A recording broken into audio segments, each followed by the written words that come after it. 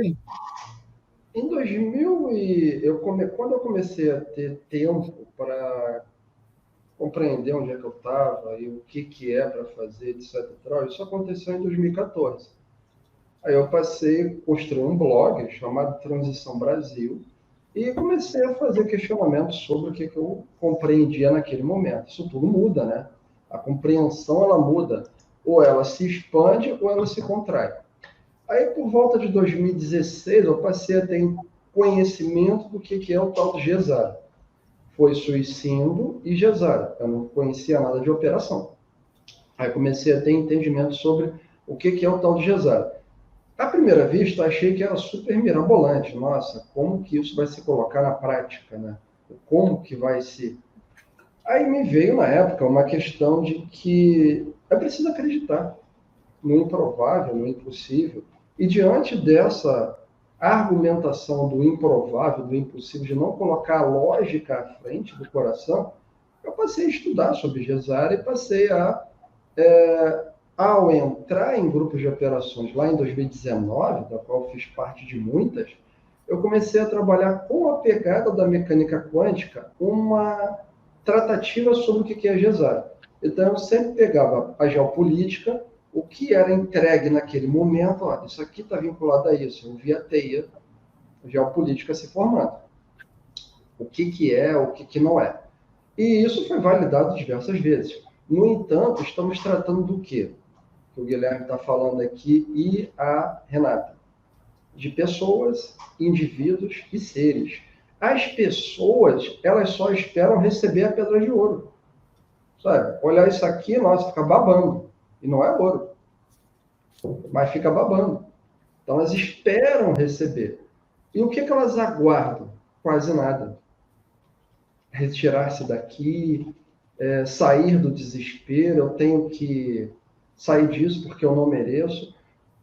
Mas, sobretudo, fazer o trabalho. O que trabalho é esse? Desde 2014, eu fiz um caminho para chegar aqui, para ter esse esclarecimento. E é preciso que as pessoas deixem de ser pessoas, passem a ser indivíduos para fazer escolhas e então decidam ser seres. Sem ser, a coisa não funciona. Todos esses ativos são absolutamente reais, desde que... Não são. 90, 80, 71, 2, 3. 73% dessas operações são todas engodos, falsas, mentiras, porque veio a modinha de operação, todo mundo criou. E já digo e comunico também que eles iam mudando, depois você continua. Porque veio a novidade, posso ganhar dinheiro com aporte. E começaram a inventar uma operação em cima da outra, comprar cédula um do outro, bolão um do outro, bolão do bolão do bolão, mas 73% são engodo. E atualmente, vejam bem, que a mãe reconhece, junto com o governo da vida, na fisicalidade e na materialidade, apenas duas. Ao metal, né, AU, em relação ao ouro, e com alguns desdobramentos, e TDA, agrário. Mais nada, LTN, LT nada. Não é reconhecido pelo governo da vida, nem na fiscalidade, nem na materialidade, e não vai acontecer. E o país que insistir vai acontecer igual a Turquia e a Síria, vai ser varrido com tudo que eles acham que tem valor. Porque é assim. Então, mais de 73% já nasceu no engodo. E mais um monte escangalhou depois, e agora só tem duas com suas ramificações, a saber, uns 18 gestores aí que estão começando a tomar juízo.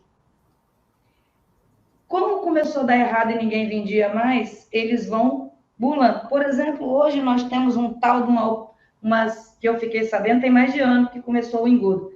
Tal de mesas operadoras, eu acho que é assim que falam. Temos 33 hoje, a nível de mundo aí. 30 mesas proprietárias. Mesas proprietárias. Mesas proprietárias. Gestores falidos, que já sabiam que deu ruim para eles, lançaram este golpe. E só tem dessas mesas proprietárias 3 que são verdadeiras. Quem está nisso daí pode saber que tomou pernada, nunca vai conseguir esse negócio aí. E há mais de um ano eu já sabia disso, porque os gestores vão mudando. Olha, aí o negócio, e haja cadeia, viu? Vai ficar bom. Então, lembrando, eu estou de ouro, e dependendo de quem também. Beleza? Eu estou na TDA, eu estou na outra, entrega para Deus e segura o coração. Comprei essas mesas proprietárias, e é uma dessas 3 que está boa, é das outras 30 que não está? Esquece isso, vai viver e ser feliz. Por quê? Uma única caixa dessa aí que o Guilherme mencionou, uma única caixa dessa, tendo um projeto original e pagando na íntegra, resolve o problema da humanidade. Gente, é uma nota que vale 100 trilhões de dólares, é uma caixa com 50 mil notas. Diz que o Elon Musk é o homem mais rico do mundo aí, ele não tem. Ele tem o quê? Bilhões. Você tem noção do que é isso? Uma nota resolve o problema da humanidade. É uma caixa dessa, basta. Então, um container de nota de 100 é uma coisa tão descabida. E quando a mãe me mostrava, no passado, porque em 2001 eu participei da criação do Bitcoin. Sabe o que usar? Então, vamos deixar para lá. 2001, por causa, logo após a queda das Torres Gêmeas, que foi uma lambança, que foram 354 trabalhadores de luz que morreu naquilo ali, que ia ser realmente liberado, sendo que tinha 75 trevosos infiltrados. Foi onde eles tiveram uma grande baixa também no exército dele, a gente conseguiu avançar. E o Bitcoin quebrou muita gente. E a função era essa mesmo. Mas depois também teve muita moeda criptografada e teve um desdobramento complexo. A mãe mostrava esse numerário todo que a gente vê, 70 zeros à direita, isso significa energia, taxa vibracional. Isso pode virar dinheiro? Pode. Se um coletivo trabalha esse numerário em cima, ele desce, brota, porque, gente, nós estamos na menina dos olhos de Deus. Aqui, passarinho cagou, nasce um pé de fruta já dando fruto. Então, assim, é bom lembrar que... É por isso, Eliana, que a gente trata de ativos. Então, vamos lá. Vamos trazer um entendimento claro. Por que eu mencionei ativos e não falei de dinheiro, moeda, nem nada disso? Quando eu fazia a geopolítica lá em 2019, não tinha esse entendimento atual. Mas eu percebi que a gente está falando de um evento impulsionador, um evento que gera o quê? Um trabalho da minha parte. Então, não pode ser... Projeto humanitário é muito bonito. Eu participei de uns 3 ou 4 grupos de projetos humanitários. O que eu percebi na época, né? Tinha um conselho de cor lá, que eu percebi na época que era o problema. Não importa o valor do ativo. Como é que eu vou administrar isso adequadamente no meu dia a dia? Você tem 10 mil reais na sua conta de repente, né? Se eu vou falar em um ativo, então eu vou falar de uma pedra dessa, que pode estar valendo hoje 10 mil, ou pode valer 10 milhões. Depende do que eu dou valor. Essa pedra aqui pode valer 10 mil hoje ou 10 milhões. É o que ocorre com o Bitcoin. E por que muda tanto o valor de 10 mil para 10 milhões? Porque eu coloquei confiança. Eu dei confiança e recebi confiança. Então, essa pedra aqui muda de 10 mil para 10 milhões assim. Então, eu tratei naquela época sobre ativos. Então, e quando eu entrava em grupo de projeto, era um paradoxo falar de cesta básica. A gente não está falando aqui de trabalhar ativos, porque cesta básica é dependência. Temos que dar cesta básica. E era o Bolsa. O Bolsa. Então, desdobramentos. Isso era já um conflito, por quê? Eu começo a dar Bolsa, cesta básica, mas como é que eu saio disso? Veja a quantidade de anos que houve essas bolsas, né? Desde 2002 até 2018. O que causou nas pessoas? Eu comentava com uma pessoa, que não é indivíduo nem ser, há uns dias atrás, o seguinte. Ela vinha falando desde a era Collor. Eu peguei e comentei com ele assim, olha, o Collor fez alguma coisa boa? Fez. Ele criou o primeiro choque nesse país que a gente chama de Brasil, que foi o choque estrutural. Vocês estão no lixo. Nada disso aqui presta, tem que melhorar. Esse foi o primeiro choque. Porque o Brasil achava que estava tudo lindo. O carro e etc. Estrada, era isso.